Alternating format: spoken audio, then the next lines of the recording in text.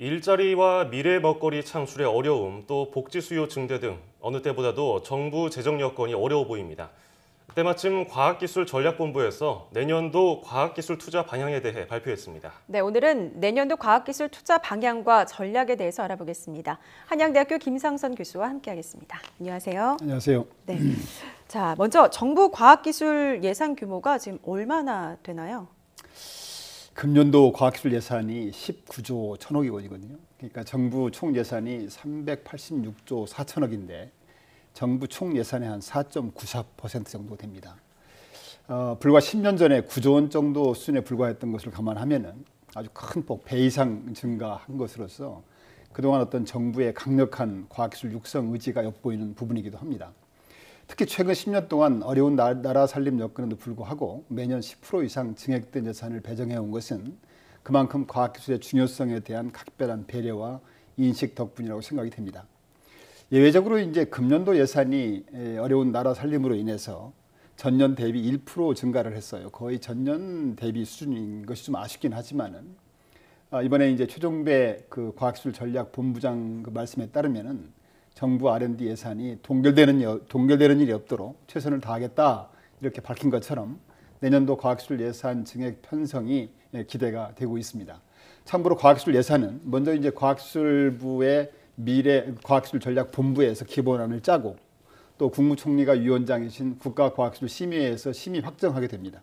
이 안을 이제 기재부에 보내게 되면은 기재부에서 다른 분야 예산을 포함해서 정부안을 만들고 그 안을 다시 국회에 보내면 국회에서 이제 예산 회계년도 개시 30일 전까지 심의 확정하는 절차를 거치게 됩니다. 예, 어떻습니까? 우리나라 경제 규모와 성장력 등을 봤을 때 적당한 규모라고 볼 수 있을까요? 예산은 뭐 개인이나 뭐 기업이나 어디나 그렇지 않습니까? 다다익선이라고 많을수록 좋다고 하지 않습니까?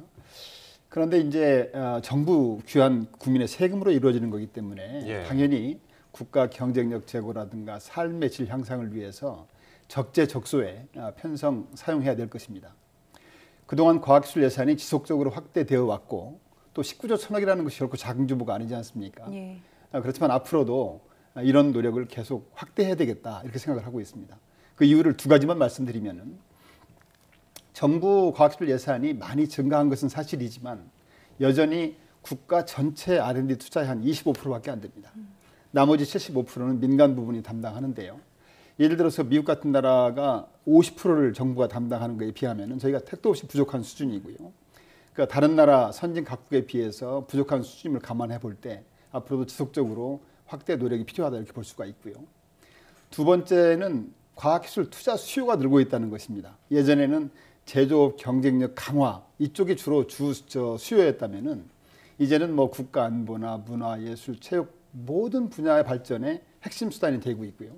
그뿐 아니라 이제 삶의 질 향상이라든가 각종 사회 문제 해결, 또 수천억씩 들어가는 거대 과학이라든가 대형 장비 이런 수요가 계속 늘고 있기 때문에 이런 점을 감안해 볼 때 또 미래를 위한 씨앗을 심는다는 마음으로 정부 R&D 투자는 앞으로도 계속적으로 확대되어야 된다고 보고 있고요.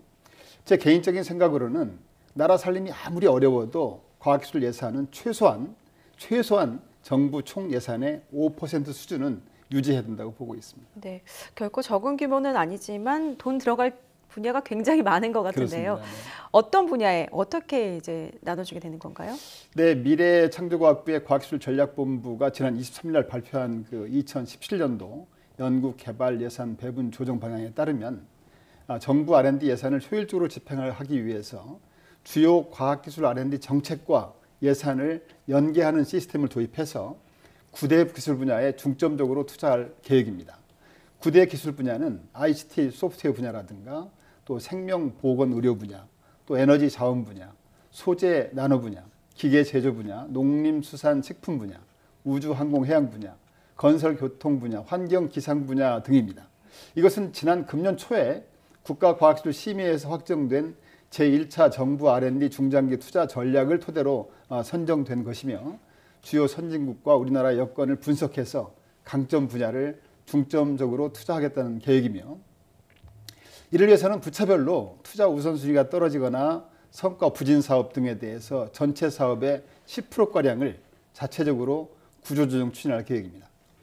특이할 사항이 있다면은 금년도 국가심 사전심의에는 그동안에 이제 국가심 심의를 받지 않던 국방 R&D를 이번부터는 이제 심의를 받도록 되어 있습니다. 예. 이를 통해서 국방 R&D의 내실화는 물론이고 비국방 R&D 분야와의 연계 협력을 강화해 나갈 계획으로 되어 있습니다. 예. 자, 중장기 투자 전략을 토대로 강점 분야는 더 밀어주고 부족한 네. 부분은 정리를 해나가면서 여건이 많이 바뀌고 있는데 특히 R&D 투자에 있어서 정부가 조금 더 고려해야 될 점은 뭐가 있을까요? 네, 몇 주 전에 그 대통령께서 주재하신 제1차 과학기술 전략회의에서 확정된 바에 따르면 정부 R&D는 이제 상용화 관련되는 부분들은 원칙적으로 민간 기업이 담당하도록 하고 대학이나 정부 출연연 중심으로 한 정부 R&D는 기초 원천 연구 중심으로 지원될 계획입니다. 예.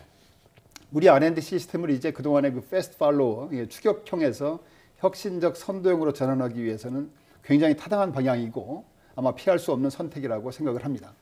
이런 기본 원칙 아래서 산학연의 역할 분담 및 차별화와 또 동시에 산학연 간의 유기적인 협력을 강화해 나가야 할 것으로 생각이 됩니다. 이 외에도 아직 R&D 역량이 크게 부족한 중소 중견기업의 경쟁력 강화를 위한 R&D라든가 또 R&D 인프라 지원 이런 것들을 별도로 감안해야 되고요. 또 연구 효율을 높이기 위해서 연구 분야 및 과제, 주제 선정을 위한 기획 기능을 대폭 강화해야 될 것입니다. 아울러서 특히 정부 출연연 대학 등 이 공공 부분에서 만들어진 R&D 성과를 어떻게 이전하고 확산하고 실용화하는데 그런데 중점을 두어야 될 것으로 보고 있습니다. 네, 공공부에서 만들어진 성과의 이전, 확산, 실용화에 중점을 둔다고 말씀하셨는데 이거는 어떤 의미를 지니고 있는 건가요? 이게 국가 R&D 성과 제고를 위해서는 이 공공 부분에서 만들어진 성과가 거기 머무르지 않고 이전, 확산, 실용화해야 된다고 보는 것이죠. 근데 이 분야가 대단히 중요한 분야인데 또 대단히 어려운 분야입니다. 이 선진국에서도 이 분야를 데스벨이라고 하거든요. 보통 죽음의 계곡이라고 할 정도로 예. 굉장히 어려운 부분인데요. 그런 이유가 이 기초 원천 부분이 아직 실용화로 연결하기에는 아직 완성도가 떨어지고 또 동시에 이 분야를 담당할 수 있는 주체라든가 사업이 있어야 되는데 그런 부분이 미약한 실정입니다. 그래서 앞으로 이제 이걸 하기 위해서는 이 부분을 담당할 주체와 이 부분을 지원할 별도의 사업을 중점적으로 보강해야 될 것으로 보고 있습니다. 그렇지 못할 경우에는 자칫 이제 세계적인 원천 성과를 창출해야 거기에 몰입해야 될 주체가 잘못하면 이쪽으로 이제 옮겨오면서 그쪽도 소홀히 하고 이쪽도 제대로 못할 수 있는 그런 우려가 있기 때문에 이쪽을 담당할 수 있는 주체라든가 이쪽을 담당할 수 있는 사업을 중점적으로 보강해야 될 것으로 생각이 되고 있습니다. 끝으로 이 R&D 투자 전략과 관련해서 강조할 점은 뭐로 요약할 수 있을까요? 제가 이 시간에 여러 번 강조해서 말씀드렸듯이 사실 과학기술은 특징이 과학기술이나 양 어깨에 달려 있습니다. 예, 예. 그러니까 투자를 아무리 느리고 아무리 전략을 잘 짠다고 해도 가장 중요한 것이 연구자들이 정말 신명나는 연구 분위기 속에서 연구에만 몰입하게 해줘야 된다. 이것이 제일 중요하다고 보고 있고요. 예. 그를 위해서는 이제 각종 규제 완화라든가 그 행정 부담을 대폭 완화함으로 해서 연구자가 정말 월화수목금금금 불 꺼지지 않는 연구소 하듯이 예. 연구에만 몰입하게 해줄 때 세계적인 성과를 창출할 수 있지 않나 생각이 됩니다. 네, 불필요한 규제나 행정부담 대폭 경감 이런 거는 매번 나오지만 흐지부지 되는 것 같고요. 또 뭔가 핫 이슈가 되면 거기에 너무 집중되는 경향도 조금 지양해야 되지 않을까 이런 생각이 듭니다. 꼭 그렇지는 않고요. 네. 일단 정부에서 이제 노력을 많이 하고 있죠. 다만 이제 연구 현장이 워낙 복잡 다기화되고 있기 때문에 조금 더 정교하게 또 연구원들이 가려운 부분이 어딘지 찾아가지고 그걸 좀 긁어줄 필요가 있다고 생각이 됩니다. 네, 알겠습니다. 자, 오늘은 과학기술전략본부에서 발표한 내년도 과학기술 투자 방향과 전략에 대해서 살펴봤습니다. 지금까지 한양대학교 김상선 교수와 함께했습니다. 고맙습니다. 감사합니다.